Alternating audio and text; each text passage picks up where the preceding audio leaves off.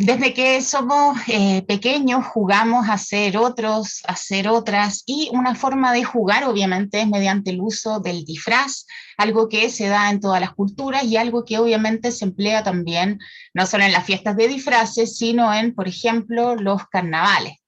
Aquí algunas imágenes del Carnaval de Venecia, Carnaval de Brasil. Y en general en la literatura los estudios solían centrarse en torno a los personajes disfrazados, pero durante el siglo de oro. ¿Por qué? Porque si una mujer era deshonrada, se esperaba que un hombre restituyera su honor. Entonces muchas veces eran las propias mujeres quienes se vestían de varón para poder restituir su honor y así obviamente eh, restaurar sus nombres, por así decirlo. Entonces era un rol masculino en la literatura. Estamos hablando de la literatura del siglo de oro, abarca el Renacimiento y el Barroco. Hay que pensar que autores, por ejemplo, como Lope de Vega, que escribió más de 400 obras dramáticas, hay más o menos 100 en las que aparecen o aparecerían personajes travestidos. Lo mismo pasa, por ejemplo, aquí les puse el ejemplo de Dorotea, en una obra que seguro leyeron en el colegio, en El Quijote.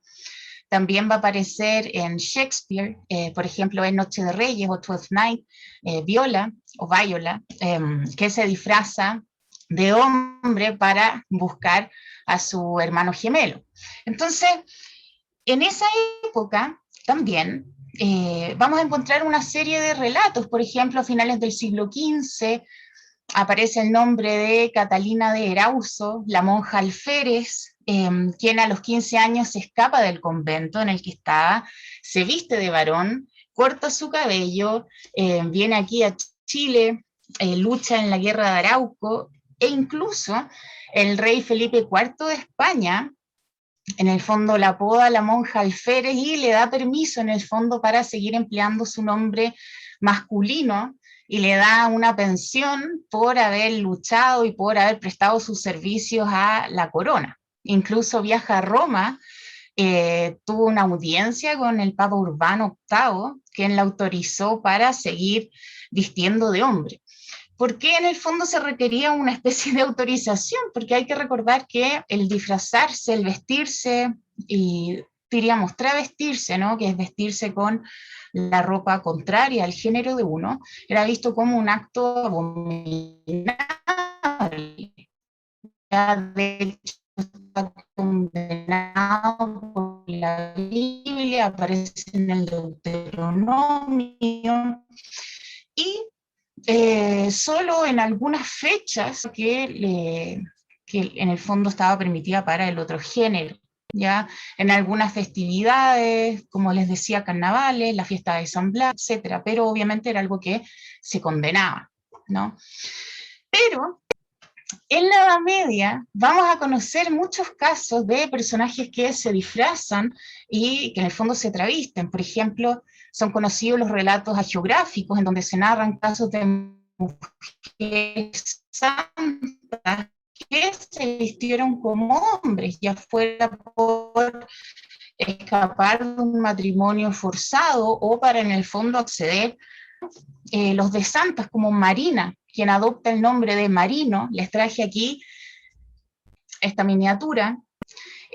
Adopta el nombre de Marino y se disfraza de varón para entrar en un convento junto a su padre.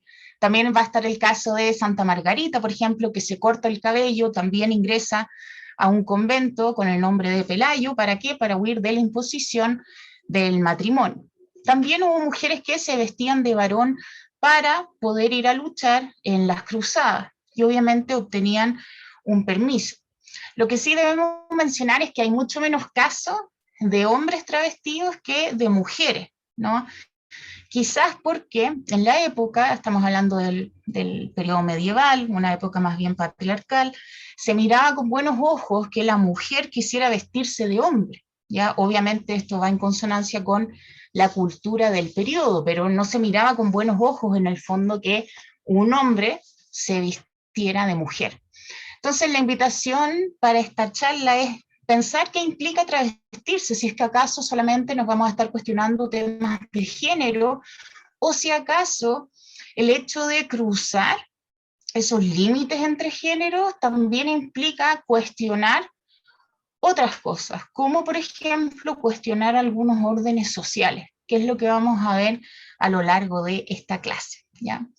Y bueno, antes de ejemplificar y entrar a analizar algunas obras, dos aspectos a considerar. O sea, primero el disfraz entraña dos aspectos súper relevantes. O sea, por una parte el disfraz necesita de un aspecto material, se requiere de una materialidad, en el fondo la ropa, los cambios físicos, pero también, y esto es súper importante, se requiere de una representación, ¿ya? ¿Por qué? Porque toda nueva identidad, ¿ya? Necesita de esta performance, un aspecto performático, como diría Judith Butler, que obviamente tiene que ver con esta nueva identidad. Sin una performance, la verdad es que el disfraz queda a medio camino, ¿no? Y en segundo lugar, pensar desde dónde vamos a analizar los textos. Y a mí me encanta hablar, porque es el área a la cual yo me dedico, de la literatura comparada, pensar estos textos como una red de tejidos. Yo siempre hablo de puntos de contacto y no hablo de influencias, porque en el fondo hablar de influencias significa que hay una cultura, en el fondo, que está por sobre la otra. Ya es una relación asimétrica. Yo prefiero, en el fondo, estudiar los textos medievales, yo me dedico al ámbito hispanoárabe, hispanohebreo, en relación con los textos escritos en romance, y me gusta pensarlo como un punto de encuentro, o sea, cómo en el fondo todos estos textos dialogan con los otros, ¿ya?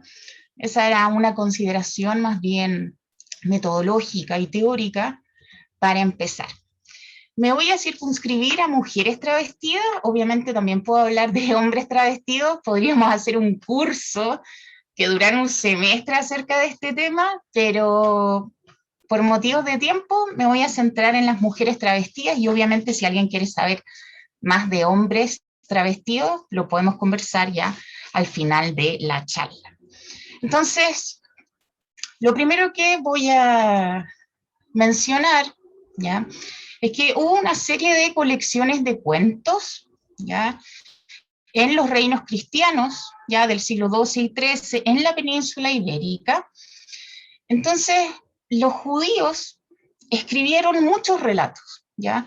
Y los empezaron a agrupar. Basta pensar en la Biblia, la cantidad de textos narrativos e historias, en el fondo, que allí se cuentan, ¿no? Y uno de estos autores fue Jacob ben Eleazar, les puse aquí, finales del siglo XII, siglo XIII, él fue un gramático, un traductor, un poeta, que vivió tanto en Toledo como en la Provenza. Y el cuento que vamos a analizar hoy día es Yashefe Ushtei Ahubotav, que traducido es Yashefe y sus dos amadas. Y este cuento aparece en el Sefer HaMeshalim, que es el libro de cuentos, así se traduce, que escribió este autor en el fondo en la primera mitad del siglo XIII.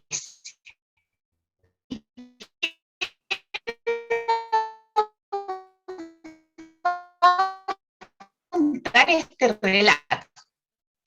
Cuenta que Yashefe estaba en su algo que obviamente podría extrapolarse al mundo contemporáneo, ¿no? Pero bueno, viaja a Egipto y en Egipto él conoce, lo invitan a un zoco, ya lo invitan en el fondo a un zoco de mujeres hermosas, ya, cuyos ojos lo enamoran. Y ahí es cuando conoce a Yefefilla, que significa la muy hermosa, que lo cautiva por la luminosidad de su rostro. Y les traje aquí, obviamente, esta imagen de una gacela.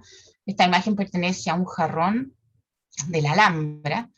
Entonces, aparece esta asociación de la mujer como una gacela, ¿no? Y le dice ella, ¿no? Y esto es bien interesante, ¿por qué? Porque en el fondo revela su nombre.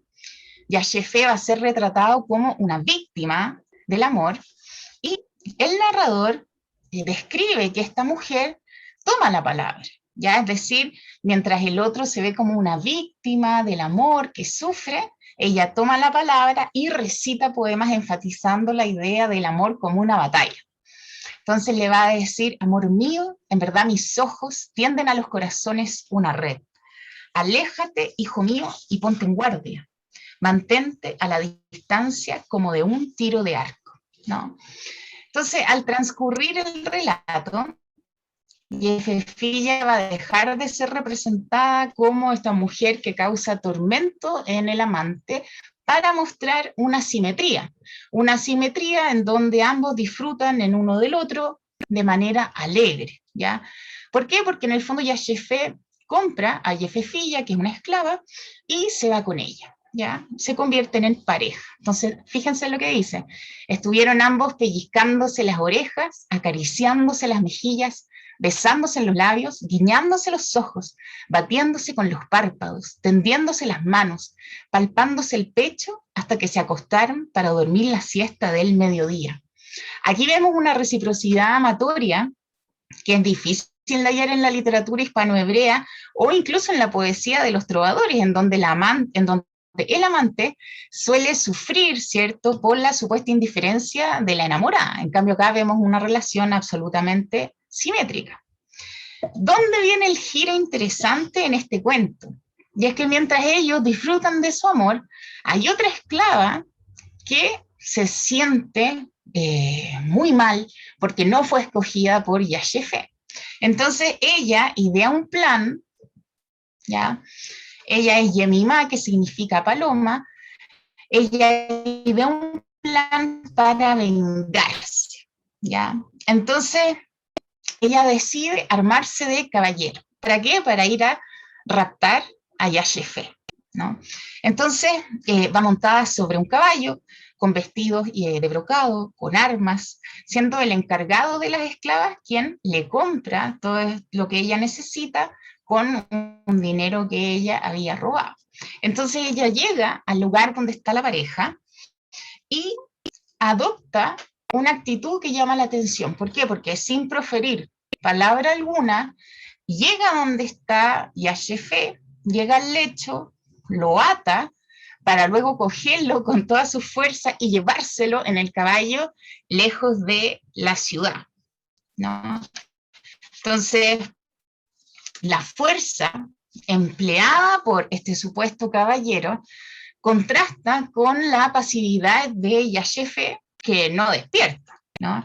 Y en este sentido, Yemimá se muestra mucho más activa y fuerte que el verdadero varón, ¿no? Y su protagonismo se ve obviamente reforzado cuando arroja a Yachefe del caballo y lo golpea con la lanza, en el fondo porque no la había elegido a ella, ¿no? Pero ella nunca, hasta ahora, revela su verdadera identidad, ¿no? Yachefe no se da cuenta de que el caballero es obviamente una mujer, ¿no? Y si ya esto era interesante en el sentido de que aparece una mujer travestida, disfrazada de varón, ahora lo va a hacer más. ¿Por qué? Porque en el fondo va a aparecer en escena Jefefilla, que fue la primera esclava comprada por Yachefe. Ella entra en escena y entra armada de caballero, ¿ya? Y le dice a Yachefe que ha venido a liberarlo, ¿no? Entonces, obviamente, se imita en este aspecto, se imitan las justas y los torneos medievales, ¿no? Solo que, claro, se invierte el género. ¿Por qué? Porque en las justas, obviamente, son caballeros luchando por una dama, y aquí en el fondo es más bien un simulacro, ¿no? Y ya habíamos dicho que se necesita de una materialidad, pero también de un acto performático. Y vamos a ver que Jefefilla, ¿no?, como un caballero que se mueve, que tiembla como el mar agitado y que parece una leona, ¿no?, privada de sus cachorros y que obviamente no va a retroceder ante nadie, ¿no? Ambos caballeros combaten, y aquí es muy divertido porque uno como lector o lectora sabe que se trata de mujeres combatiendo, pero Yashefé se limita a observar, y les traje acá esta cita. Con todo esto, Yashefé pensaba que se trataba de hombres y eran mujeres, ¿ya? En el fondo, Yashefé es retratado aquí de manera muy pasiva, y quizás lo más importante, simplemente como un espectador de una justa. Y como habíamos dicho, se trata de un espectador en el fondo masculino. Hay que recordar que los torneos y las justas durante los siglos XIII y XIV se habían convertido en una forma de mostrar la superioridad de un caballero por sobre otro, pero también eran una forma de galanteo y un espectáculo, ¿no? ¿Por qué? Porque estos torneos, como señala George Duby, se realizaban bajo la atenta mirada, ¿no?, de las mujeres, de las damas, ya que obviamente ahí determinaban el actuar de los caballeros, algo que también ha retratado bastante Chrétien de Troyes en sus novelas. Entonces, los torneos pasaron a ser como una especie de juego de seducción. Entonces, habría que pensar qué es lo que sucede entonces cuando son mujeres guerreras las que luchan y el espectador es más bien un hombre, como lo que sucede en este texto de Jacob ben Eleazar. Y quizás la respuesta a lo anterior se halla en la vergüenza que siente Yashefé al saber que es una mujer quien lo ha raptado. ¿Por qué? Porque mientras se increpan duramente, Yemimá hiere a Yefefilla, Yefefilla cae al suelo, ¿no?, lo que provoca que se caiga su disfraz y queda al descubierto. Y cuando la hieren, Yashefé, ¿cierto?, el hombre, para vengar, hiere a Yemimá y ahí obviamente también cae a tierra, su cabeza queda al descubierto y las identidades de ambas son reveladas. Y ahí es cuando él dice, les traje también esta cita, comprendió que se trataba de una mujer y avergonzado se llenó de enojo, pues se dijo, ahora dirán, ella lo engañó. Y su enojo es tal en el fondo que recita un poema refiriéndose a lo astutas que pueden ser las mujeres y las artimañas que utilizan para engañar a los hombres. Entonces, este episodio podría interpretarse como una parodia, pero en el fondo también hay que preguntarse a quién se estaría parodiando. Quizás se pueda tratar de una imitación de actitud del protagonista, quien ha actuado pasivamente a lo largo de todo el relato. No solo ha sido un espectador en las mujeres en los libros medievales, sino que también ha actuado de manera secundaria y casi accesoria en el cuento. Podría también argumentarse que la aparición de las mujeres disfrazadas, en el fondo, no es una subversión realmente. ¿Por qué? Porque ellas continúan, ¿cierto?, siendo escudriñadas por los hombres. Pero el mismo deber no solo es una parodia, tampoco creo que estas mujeres sean un mero objeto erótico de los hombres, porque, claro, es verdad que están bajo la atenta mirada masculina, en este caso de Yashefé, pero sí notamos que en el fondo estos disfraces les permiten acceder a otros espacios. O sea, de alguna manera, y esta es una idea de la académica Valerie Hotchkiss, en el fondo no había, según ella, no había en la Edad Media una forma de retratar el heroísmo femenino. Entonces, una manera de hacerlo, claro, es reformulando en alguna medida el heroísmo masculino, ya de estos caballeros, y obviamente las mujeres entrando a actuar dentro de ese espacio, ¿no? De alguna manera los disfraces permiten que estas mujeres que antes eran esclavas accedan a un espacio bélico y obviamente también accedan a mostrar de lo que son capaces. Y obviamente dejan de ser esclavas y comparten con el protagonismo. O sea, ingresar a este espacio bélico les ha permitido mostrarse mucho más decididas, más valientes y astutas. Entonces, al igual que ocurre cuando Yefefilla y Yashefé describen su amor, Yemimá de nuevo va a utilizar la metáfora del amor como una batalla. Ella le pide disculpas a Yashefé, y también le empieza a recitar poemas de amor. Y nuevamente aparece este tópico que recorre no solo la literatura medieval, sino también la literatura griega y romana, de este amor como una batalla. Y dice, mis ojos combaten al enamorado, siempre caminan dispuestos a luchar, enamorado que se les enfrente, será sin lugar a dudas vencido, ¿no? Y lo más interesante es que posteriormente las dos se sientan con Yashefé para luego besarse y abrazarse los tres, ¿no? En un final que llama la atención, porque al menos en la literatura escrita en romance y en la literatura hispanohebrea medieval, es muy difícil encontrar, ¿no?, que el amor pueda ser compartido libre y armónicamente entre tres amantes. Suelen terminar en matrimonio, ¿ya? Ojo con eso. Esto no ocurre en este relato, como hemos visto. Quizás se deba, como dicen algunos teóricos, plantean que se debe a una reminiscencia medieval de la vida musulmana en la península ibérica, o sea, lo que nos daría cuenta de que Jacob Ben Eleazar, sus textos obviamente lo con el entorno en el que se inscribe. Otro texto que les traigo aquí, no sé si muy breves, que surgieron en el norte de Francia en el siglo XII y se desarrollaron en el siglo XIII también. Son textos muy populares y sabemos que son populares por la cantidad de manuscritos que nos han llegado a día de hoy.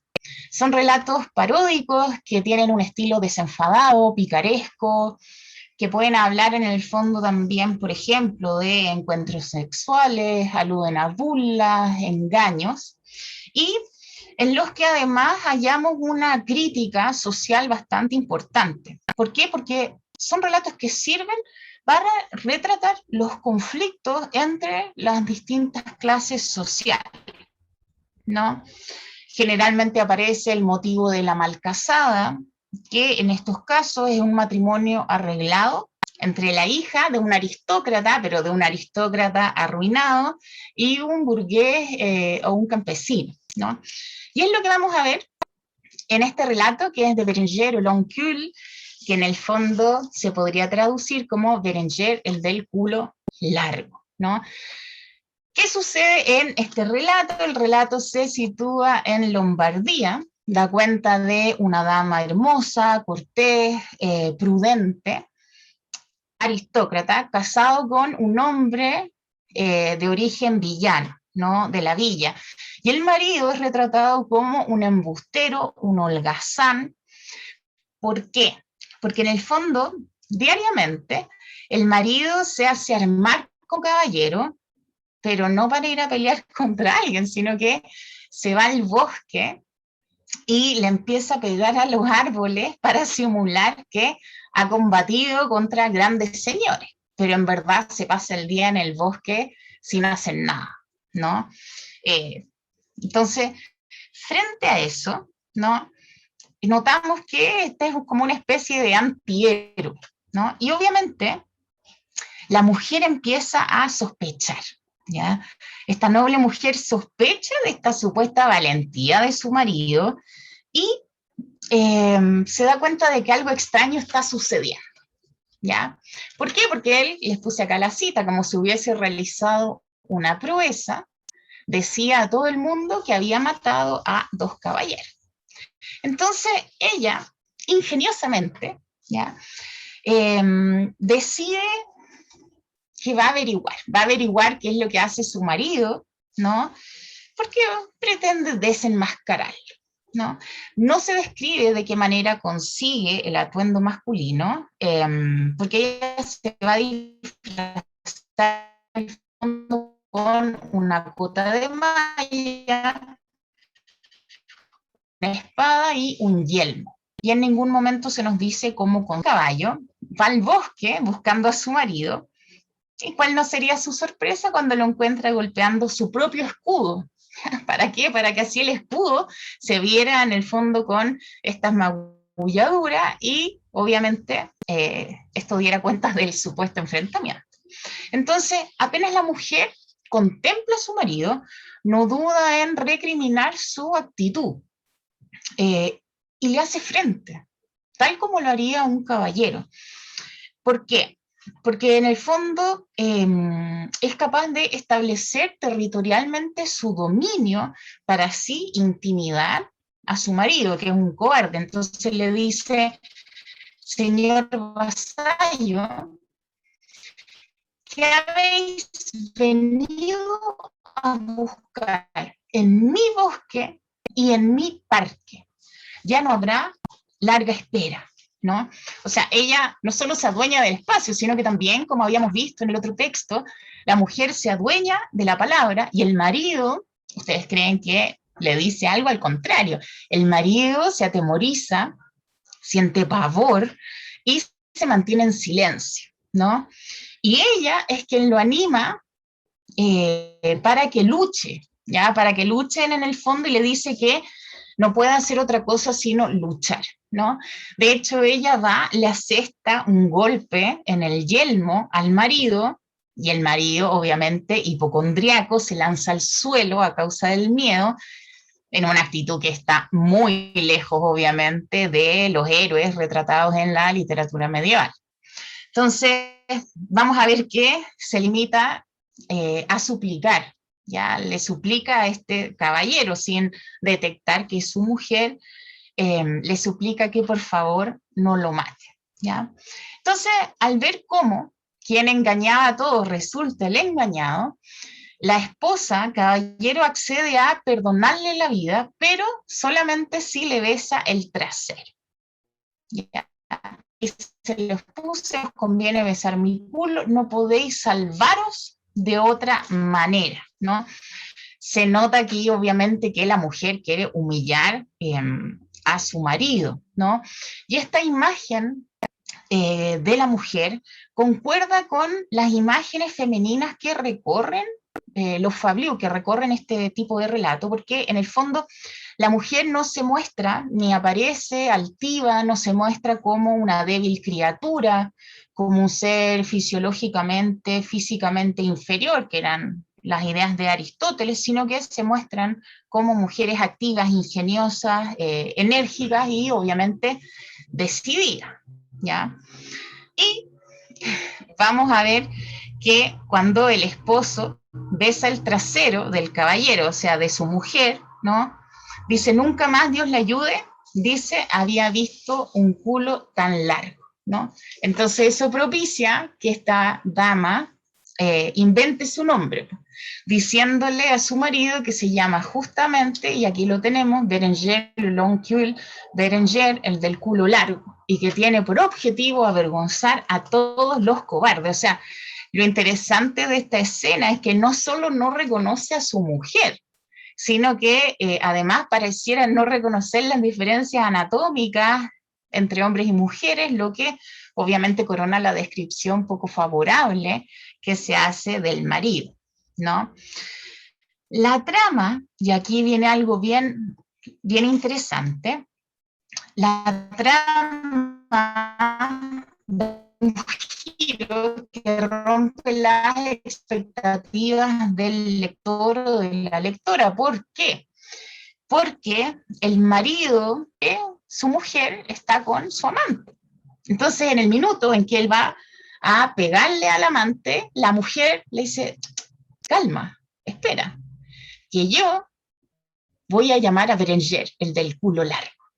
Y ahí el marido, obviamente, no tiene nada que hacer y notamos que en el fondo este disfraz es una forma que tiene la mujer para adueñarse de la situación y obviamente escarmentar al marido que nació y es avergonzado a lo largo de todo el relato y sobre todo con este final. O sea, de alguna manera el disfraz funciona acá como una manera de escarmentar al marido, castigar su arrogancia, pero también como una forma de criticar su falta de cortesía, su pereza, su falta de conocimiento anatómico y obviamente su condición social, ¿no? Recordamos que la dama era aristocrática y el hombre en el fondo se dedicaba a holgazanear, ¿no?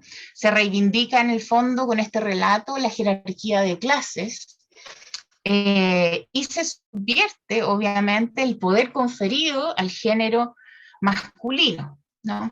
Notamos así que, al menos en los dos textos que llevamos analizados, por una parte, las mujeres se disfrazan para salvar al amado, y acá, en este fablio, vemos que se retrata a la mujer como caballero justamente para escarmentar al marido, ¿no? Y obviamente le concede, en esto coinciden ambos textos, el disfraz le da una libertad a la mujer que antes no tenía. ¿Por qué? Porque ahora tiene la libertad para estar con su amante y va a dar lo mismo lo que diga el marido, ¿no? Y les traje otro caso, que es el román de Silence. El román de Silence fue escrito supuestamente por Geldris de Cornuels en la segunda mitad del siglo XIII. Ahí vemos, no está tan nítida esta miniatura, pero en el fondo es de un manuscrito que se conserva en la Universidad de Nottingham, ¿no? ¿Y qué es lo que sucede en este texto? El narrador nos sitúa en el reino de Eben, de Inglaterra, en donde el monarca ha prohibido que las mujeres sean herederas, ¿ya? Entonces, ante este nuevo edicto, los recién casados, Eufemia y Cador, deciden criar a su hija como si fuese un hombre, ¿ya? Y la pasan a llamar Silentius, para que así pueda tener derecho a heredar el reino de Cornuel, ¿no? Entonces, de inmediato notamos que este texto va a tratar de un simulacro distinto al que veíamos en los otros, porque aquí, al menos este es un simulacro impuesto, ¿ya? A esta guagua, y en este caso impuesto obviamente por los padres, al menos hasta que ella tiene uso de razón. Vamos a ver que empieza a tener una serie de conflictos, empieza a dudar si acaso lo que está haciendo es correcto o no, y bueno, ella en el fondo va a decidir seguir con la farsa. También es el único caso en donde la persona es travestida desde su nacimiento, algo que no es el caso de los ejemplos anteriores, ¿no? Lo interesante de este texto es que sí se deja entrever una opinión con respecto al hecho de travestirse. Entonces, bueno, nace esta guagua, la bautizan como Silena, y la viste de forma tal que se negara su naturaleza, con ropa de hombre hecha a medida, ¿no? Pero ¿qué es lo que va a suceder? ¿Qué naturaleza ya aparece como personaje y se va a mostrar enfadada por el simulacro de la protagonista, ¿ya? Exigiéndole que deje de ir a las justas, que deje de ir a pelear y que mejor empiece a coser, ¿ya? De hecho, en una parte le dice, desiste de todo esto, vete a tu habitación y ponte a coser, que en el fondo eran las labores en ese tiempo asignadas al rol femenino. Y quizás lo que más llama la atención es que la protagonista se muestra completamente escindida. ¿Por qué? Porque ella va a expresar en un momento, dice, ni por un feudo, ni por nada, ni por una herencia, debería yo estar cultivando este modo tan salvaje, ¿ya? Eso por una parte. Aunque por otra, Silence, ¿cierto?, nos va a decir que admitir que ella es una mujer causaría la deshonra de su familia, porque ya ha sido una mentira que se ha ido cultivando por muchos años, ¿ya? ¿Qué es lo que sucede con Silence? El rey de Francia la arma caballero, ¿ya? Obviamente ya va disfrazada de hombre. Su performance como hidalgo es ensalzada porque se muestra incluso más valiente y más fuerte que muchos de los caballeros del rey, ¿ya? Pero Silence está preocupada porque en el fondo dice que en el caso de que se sepa la verdad, ¿qué va a pasar con ella? ¿Ya? Y es así que se hace una especie como de puesta en abismo, ¿ya? ¿Por qué? Porque hay un doble simulacro textual, o sea, si de ser silencia pasó a ser silentius, y ahora más encima, ya no solo va a ser el caballero, sino que ahora va a aprender el oficio de juglar, ¿ya? Y va a aprender a cantar y a tocar instrumentos. Obviamente, estas habilidades que ella consigue requieren de una nueva materialidad y es así como cambia su apariencia física, una apariencia en el fondo que ella ya había cambiado y así en el fondo con una hierba que ella encuentra en el bosque se tiñe la cara, ¿ya? ¿Para qué? Para que piensen que es de origen humilde. Y además algo bien interesante es que se cambia el nombre, ya no va a ser Silentius, sino que ahora va a ser el juglar Malduit, ya que en el fondo significa el mal enseñado, ¿ya? Entonces vemos también el poder de la palabra, o sea, la palabra funciona aquí como un catalizador de la nueva personalidad que se está tratando de adquirir, la palabra en el fondo como configurador de realidades, ¿no? Y también Silence empieza eh, a pensar que si bien ella es distinta a como era antes, su nombre igual sigue siendo Silentius, o sea, y ella va a decir en una ocasión, o sea, Silentius es mi nombre, por lo tanto, o soy Silentius como creo que soy, o no soy nadie. Ya de alguna manera empieza a haber como una especie de duda existencial en ella, motivo del disfraz, ¿no? Bueno, aprende a tocar magistralmente el laúd, la vihuela, llega a ser incluso el favorito del duque de Borgoña, ¿ya?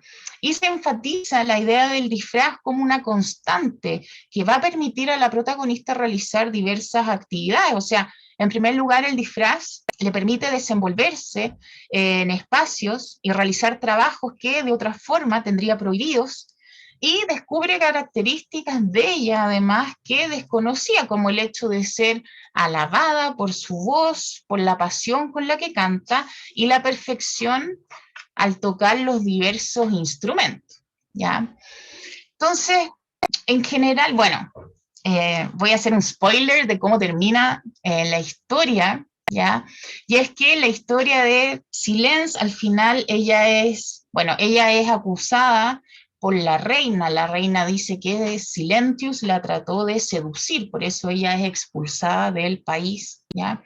Y, bueno, sirve al otro rey, le va muy bien, pero al final el mago Melvin descubre que Silentius no es hombre, sino que se trata de mujer. Descubren que la reina, en el fondo, había mentido, ¿ya? Que en el fondo Silentius nunca la había tratado de seducir, ¿ya?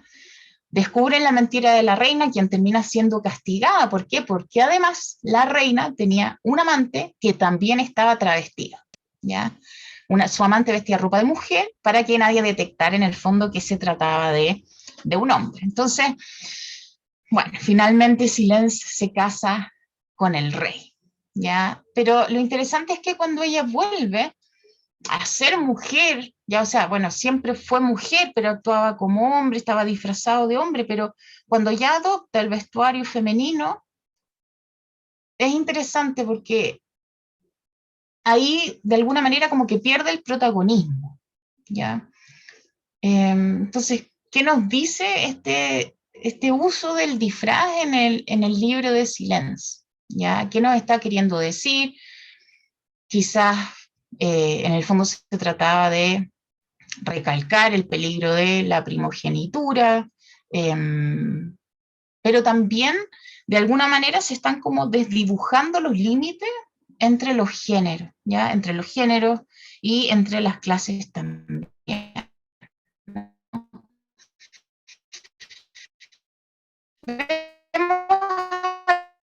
De textos que los simulacros permiten a las mujeres interactuar con soldados, la corte del rey, e incluso optar a ser libres, como ocurre con Yemimá en el texto hispanohebreo.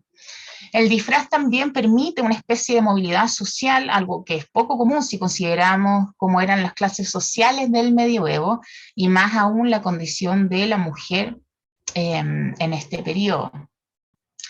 Considerando el contexto en el que se inscriben estos relatos, estas mujeres travestidas evidencian, ¿cierto? Gracias, obviamente, a este disfraz, comportamientos que de alguna u otra manera si no habrían permanecido ocultos. O sea, los disfraces les permiten mostrar su valentía, mostrar su arrojo, ¿ya? Y de otra manera, obviamente, no habríamos conocido esa parte, ¿no? Muestran también que son capaces de ser valientes, leales, virtuosas, sabias, decididas, líderes, aspectos que en aquella época más bien se asociaban comúnmente a los hombres, ¿no? Logran adaptarse a las circunstancias, logran superar las adversidades, restan protagonismo a sus contrapartes masculinas, y se comportan como las verdaderas heroínas del relato, ¿no? Entonces, bueno, en estos tres textos, en esta breve exposición, lo que he querido hacer es mostrar en el fondo cómo, a través del uso del disfraz, se cuestionan los roles, ¿no? Generalmente atribuidos a los hombres y a las mujeres. Y es interesante que todo esto suceda en un espacio en común, o sea, estamos hablando de España, el norte de España, los reinos cristianos, y en Francia, ¿no? Quizás en esta época, porque muchos teóricos sostienen que el hecho de que se empiece un cuestionamiento de los mismos géneros, sino que hay una tensión ahí, y una tensión que, claro, se manifiesta en lo femenino y lo masculino, pero que perfectamente nos puede hablar, por ejemplo, de una tensión social, de una tensión de clase, de la tensión de quienes detentaban el poder, de la jerarquía, etcétera. ¿Ya? Marcela. Aquí estoy. ¿Quedaría un poco de tiempo para hablar de hombres travestidos? ¿5 minutos? ¿Bien? Sí, hazlo directamente. Ya. Bueno, para que no queden ahí con la duda, en el caso de los hombres travestidos, es bien sabido que los personajes, bueno, masculinos han sido profusamente estudiados en la literatura medieval. Basta pensar en los típicos héroes como Rodrigo Díaz de Vivar, el mío Cid. También está, por ejemplo, el libro de Alexandre. En fin, héroes que obviamente son, de alguna manera, protagonizan como heroísmos hegemónicos, ¿no? Son numerosas las investigaciones dedicadas a las grandes hazañas de estos héroes, de los caballeros, de las dinastías de tal o cual rey. Sin embargo, solo desde hace algunas décadas y gracias a los aportes de los feministas, se han empezado a estudiar a aquellos personajes masculinos que fueron, por así decirlo, algunas veces, o sea, hombres comunes que a lo mejor no correspondían a los estamentos dominantes en el medioevo, ¿ya? Vuelvo a decir que a diferencia del número considerable de mujeres travestidas en la literatura medieval, son escasos los hombres disfrazados o travestidos en esta literatura, ¿no? Tal vez se deba, ¿cierto?, al hecho de que la sociedad de aquel entonces podía valorar positivamente que las mujeres se disfrazaran de varón, ¿no? Porque emulaban, ¿cierto?, el género que detentaba el poder, pero rechazaba que los hombres se travistieran porque implicaba, según ellos, ya recordamos que nos situamos en la Edad Media, porque implicaba supuestamente bajar de estatus, ¿ya? De hecho, la sola mención de que un hombre se había travestido era una especie de ataque directo, ¿ya? Incluso no era necesario que un hombre ocupara ropa de mujer para ser atacado, o sea, bastaba con cualquier actitud, cualquier comportamiento alejado de la norma varonil para que se pusiera en juego su masculinidad, ¿ya? Y obviamente se les rechazara, incluso se les perseguía, ¿ya? Esta resistencia hacia el travestismo masculino se plasma en la literatura medieval, que obviamente no es ajena al contexto en el que surge, ¿ya? Pero les quería hablar hoy día de Merovís, Meroguís de Portlesgues, de Raúl de Houdin, que es un autor de la región de Picardía. No se sabe si fue juglar, clérigo o caballero, pero en el fondo es un romano, una pequeña novela cortés, ¿ya? Escrita en el siglo XIII en la región de Picardía. Y esta novela tiene como protagonista, aquí quien aparece en el título de la obra, a Meroguís, que es un caballero de la corte del rey Arturo. ¿Ya? Este caballero se enamora de Lidón, una joven princesa a quien ama no solo por su belleza, sino que él va a decir que la ama por su cortesía. Entonces, para casarse con ella, tiene el plazo de un año para realizar a Cara Goben, que es el sobrino del rey Arturo que está perdido. Lo va a buscar y lo va a buscar con su enamorada. ¿Ya? Ella lo va a acompañar durante un año a todas las hazañas que él realice. Llegan a la ciudad sin nombre, ¿ya? Que es una especie de isla, y él se da cuenta, Meroguís, de que ahí hay una reina que tiene prisionero a Goben. ¿Ya? Bueno, luchan porque en el fondo la reina los hace luchar para que siempre ella tenga un prisionero. ¿Ya? O sea, el ganador en el fondo no es que gane la batalla y se vaya, sino que el ganador de la pelea se queda como prisionero. Ese es el premio que impone la reina. ¿Ya? Y es interesante, ¿por qué? Porque Meroguís en el fondo lo que va a hacer es que se consigue un disfraz de mujer, ¿ya? Y bueno, él lucha contra Goben, se hace pasar por muerto, ¿ya? Y a medianoche se consigue ropas de mujer, ¿ya? Y en el fondo ropas de reina. ¿Para qué? Para que cuando al día siguiente se acerque un barco, ya que él, y saluda al barco, ya como hacen las mises, saluda al barco para que lleguen las provisiones a la isla y así poder escapar, ¿ya? Entonces, lo interesante de este relato, ¿ya? Aquí les puse la cita, dice, desde la otra orilla la gente vio a Meroguís caminando por la isla y haciéndoles una señal en la mano, tal como solía hacer la dama. ¿No? Meroguís pasa con el disfraz de ser un caballero a detentar en el fondo el poder real. Y es interesante porque también este disfraz le permite desdibujar las clases sociales, ¿no? Adopta esta actitud de reina y obviamente saluda con el gesto de la usanza real. Llega el barco, ingresa Meroguís disfrazado como reina y también logra que entre a este barco Goben y así los salva.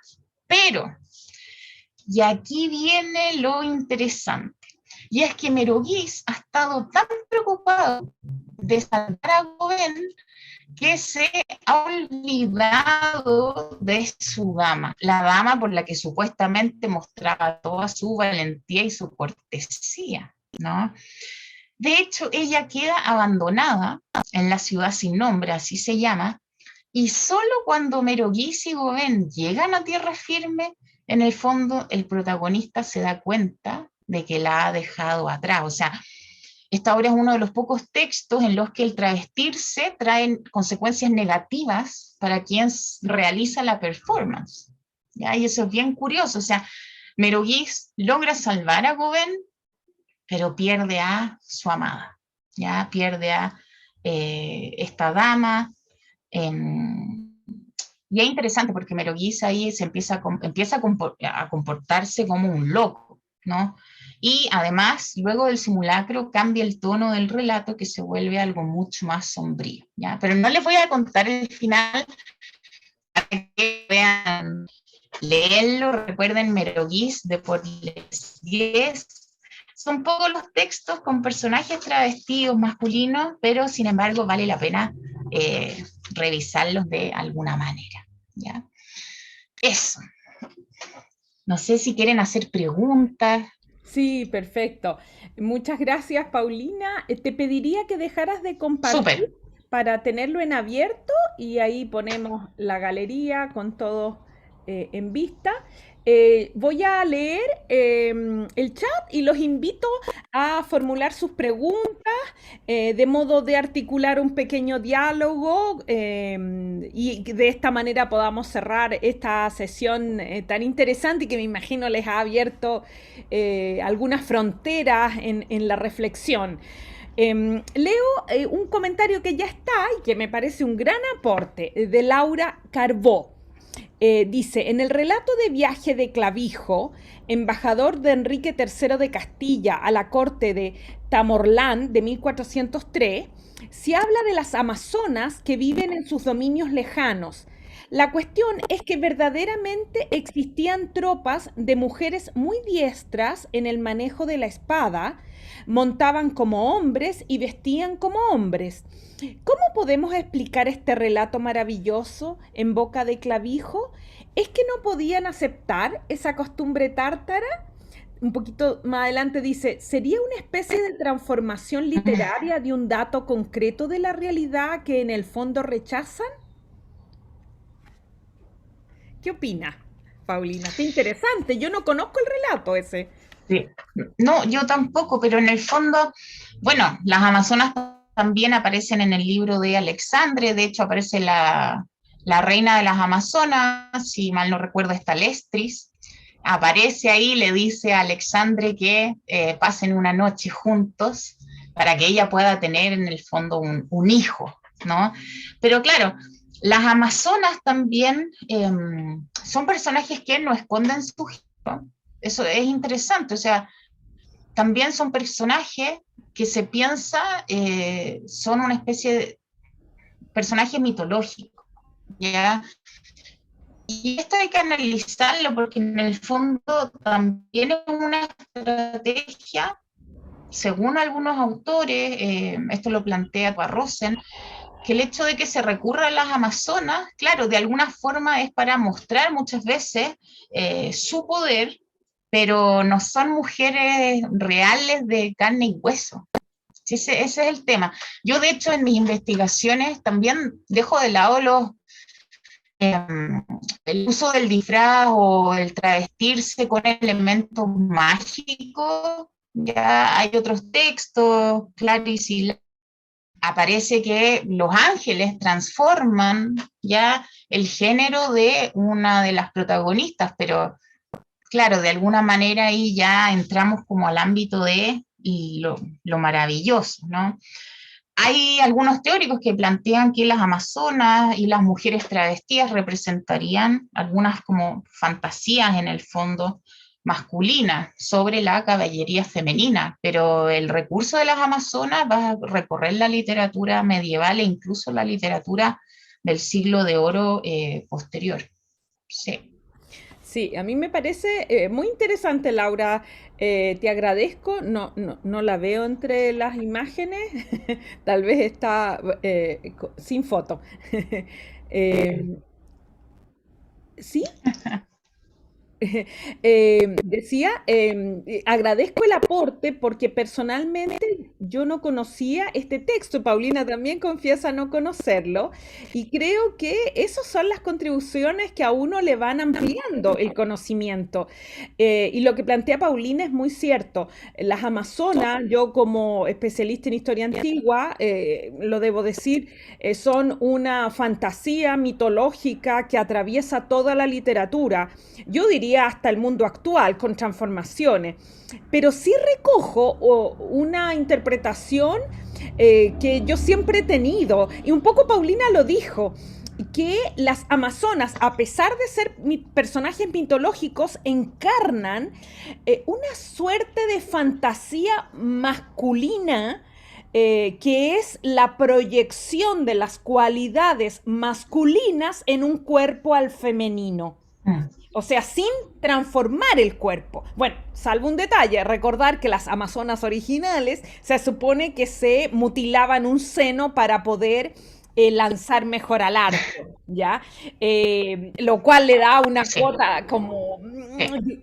bien singular a la versión de corporalidad femenina que ponen. Pero la cualidad, incluso si uno ahonda en cómo eran las amazonas en la mitología, son muy masculinas, o dicho de otra manera, son muy patriarcales. ¿Ya?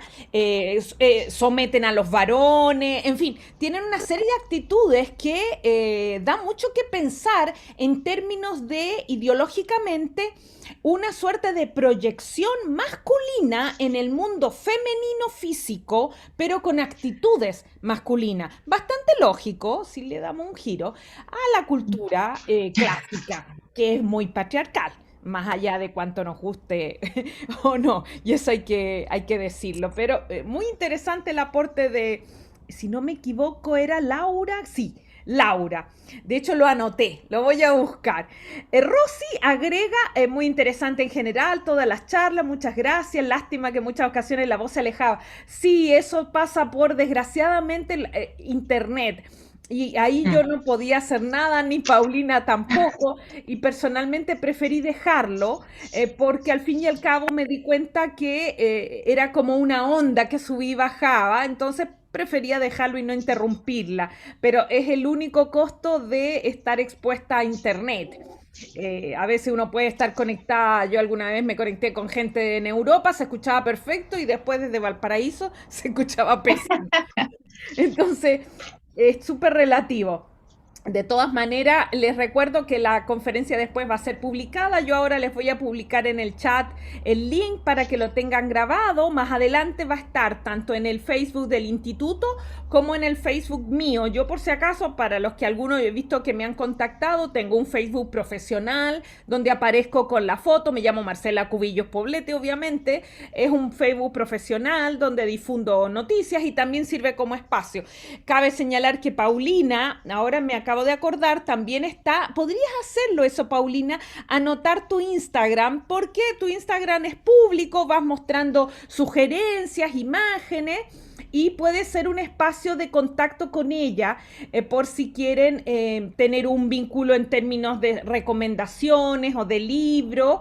Ella siempre publica imágenes, sugerencias, cursos, y por lo tanto yo lo tomo como un espacio de difusión cultural también. Leo que después Rosy dice, se me ha quedado corto, seguro que hay más casos en ambos géneros que mostrarían más motivaciones que las que han podido exponer en este corto intervalo. Sí, sí, hay mucho. De hecho, podríamos decir, una publicación que recogiera todas las menciones de casos de travestimento en la literatura antigua y medieval, yo siento que urge, como que Sí. el mundo, la época lo está pidiendo, principalmente porque si logran captar el sentido de la charla, es abrir el horizonte, a darnos cuenta que el travestimento, que hoy a veces lo asociamos únicamente quizás a las posturas trans o queer, en fin, es una realidad a lo largo de la historia de la humanidad. Y si antes no se visibilizaba estas voluntades por transformar los cuerpos, era porque la tecnología, la ciencia, los prejuicios, la moral, de alguna manera lo limitaba. Y creo que la literatura puede ser un buen espacio para sentarnos a pensar en eso que nunca antes tal vez algunos habían pensado, algunos y algunas, y nunca es tarde, si uno nunca termina de crecer. No sé qué opinas sobre esto, Paulina. Sí, por supuesto. Bueno, primero decir que yo tengo algunos artículos publicados sobre los textos que he ido trabajando. Aparecen, si me siguen en academia.edu, ahí pueden descargar gratuitamente mis artículos o me mandan un mail y yo también les mando los artículos si alguien no es tan experto en algunas plataformas. Sí, yo creo que, claro, es una realidad y sobre todo causaba mucho temor en la época.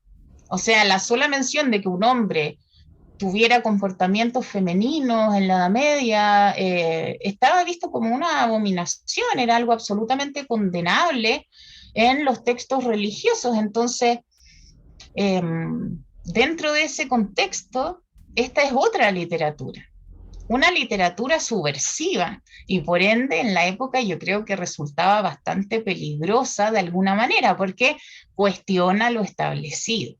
Y eso siempre pasa con la otredad, ¿no? que cuestiona a quienes detentan el poder, cuestiona el molde, y lo vemos hasta hoy en día.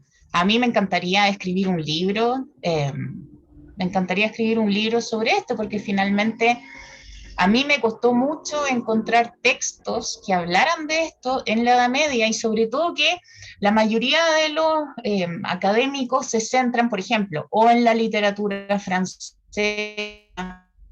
o en la literatura inglesa, pero falta una mirada en el fondo que no parcele tanto en la literatura, si al final la literatura es un arte y es uno o una, pero no podemos seguir estudiando la literatura. Marcela, me imagino que pasa lo mismo con los fenómenos históricos, como especializarse solo en literatura francesa. O sea, la literatura francesa dialogaba con la literatura hispanohebrea, y la literatura hispanohebrea dialoga con la literatura hispanoárabe e incluso con la literatura árabe. Entonces hay que tener como una especie de panorama de este tejido literario para encontrar estos puntos en común, pienso yo.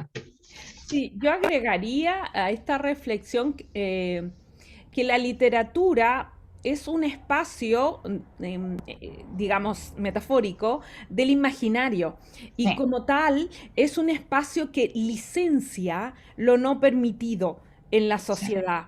Y eso ocurre desde el mundo antiguo hasta la época actual.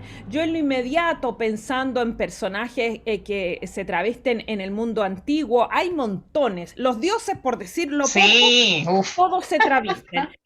Y no solo entre seres humanos, sino también seres animales.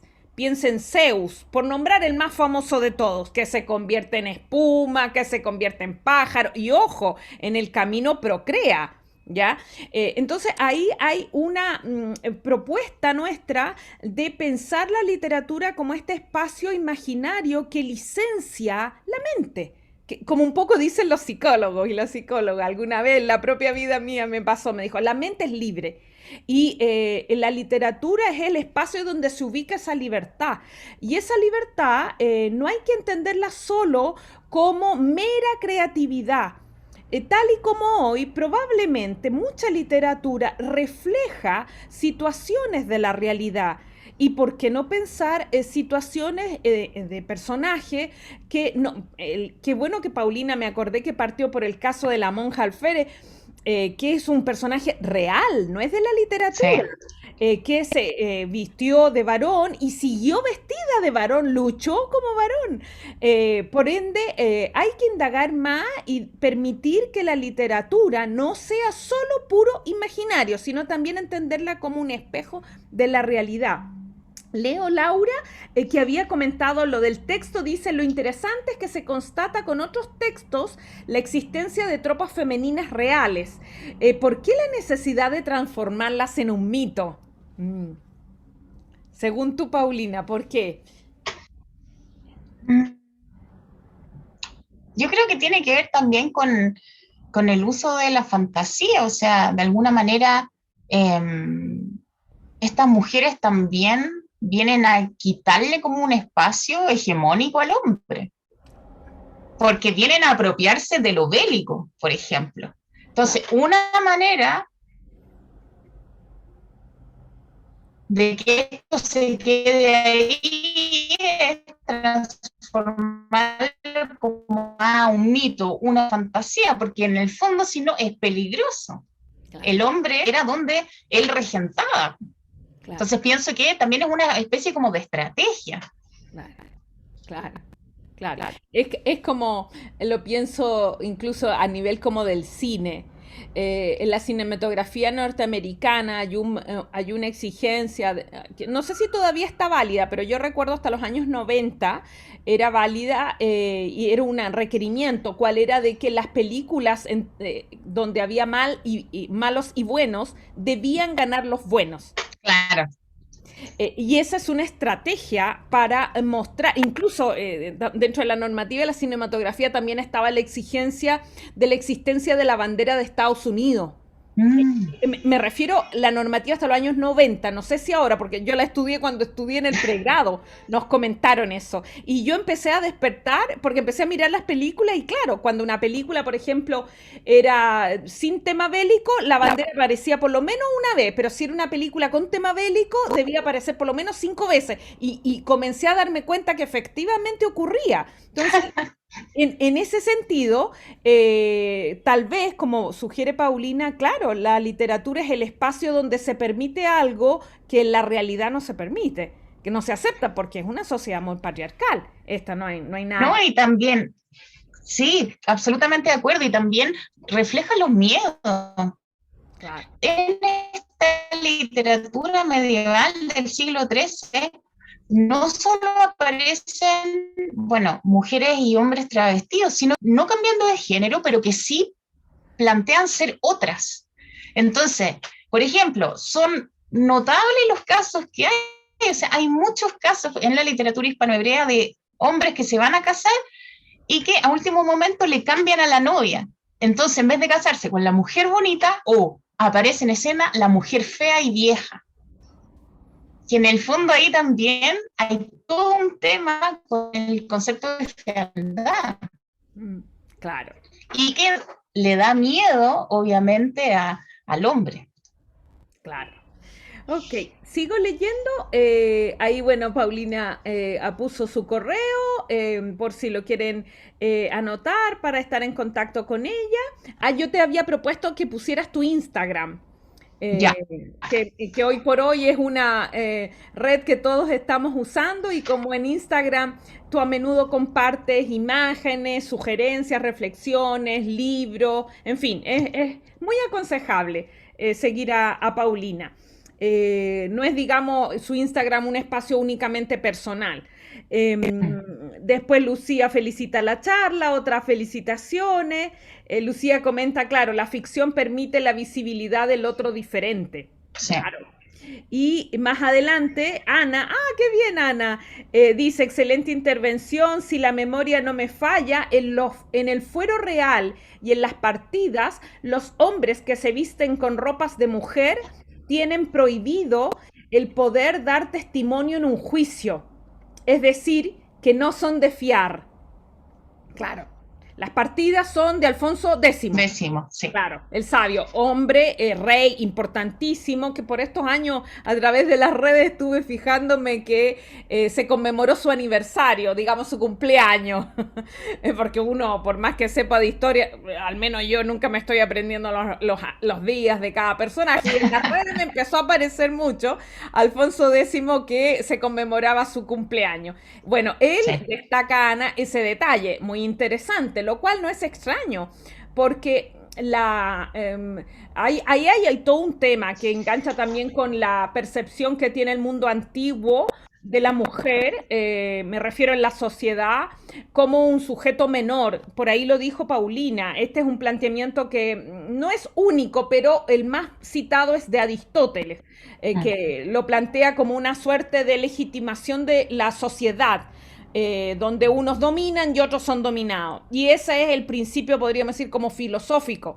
Y en esta sociedad antigua, todo aquel que aparente ser como la mujer no tiene que ver con la feminidad física, ojo, sino con el hecho de que la mujer es un sujeto ideológicamente por naturaleza sometido. Entonces, Mm. si una persona simula ser una mujer, por ejemplo en el acto sexual, que es ideológicamente algunos autores lo llaman como ser pasivo o ser receptivo, es ese hecho lo que se rechaza, porque culturalmente la mujer está por naturaleza llamada a ser sometida.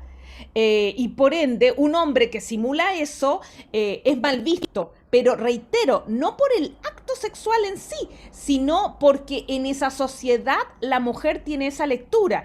Y claro, lo que acaba de decir Ana nos testimonia cómo durante el mundo medieval sigue manteniéndose cierta percepción un poco hostil o subestimadora a la mujer, y no resulta extraño entonces que en un fuero real un hombre travestido de mujer o algo así sea un testimonio con menos valor, digamos.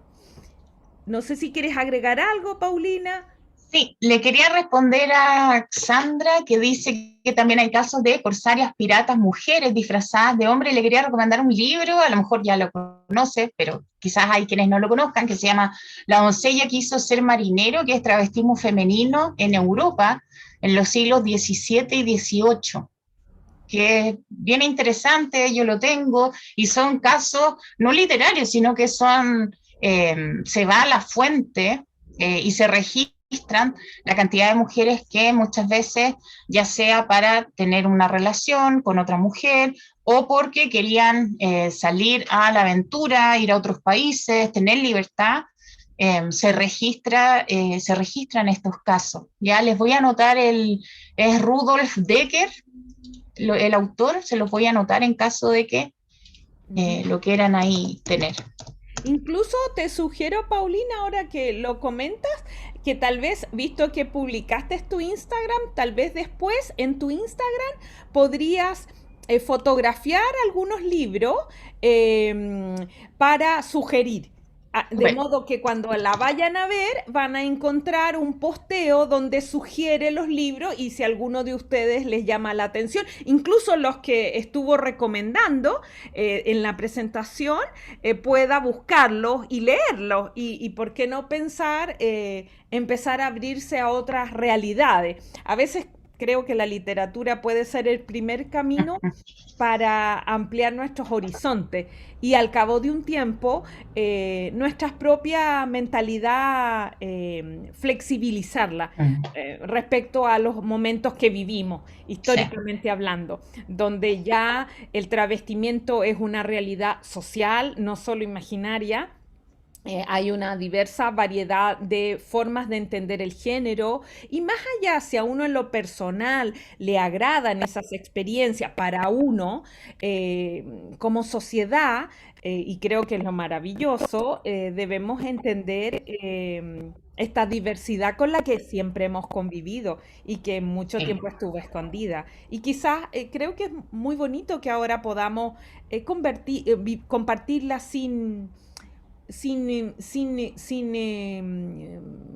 digamos, cortinas, que al final nos engañan y no somos los que somos.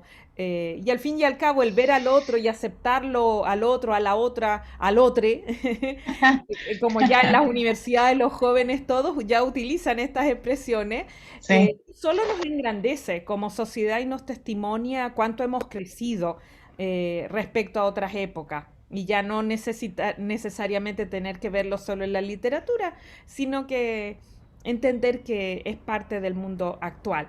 Veo algunos otros comentarios. Ay, no se me mueve el chat, se me quedó pegado ahí.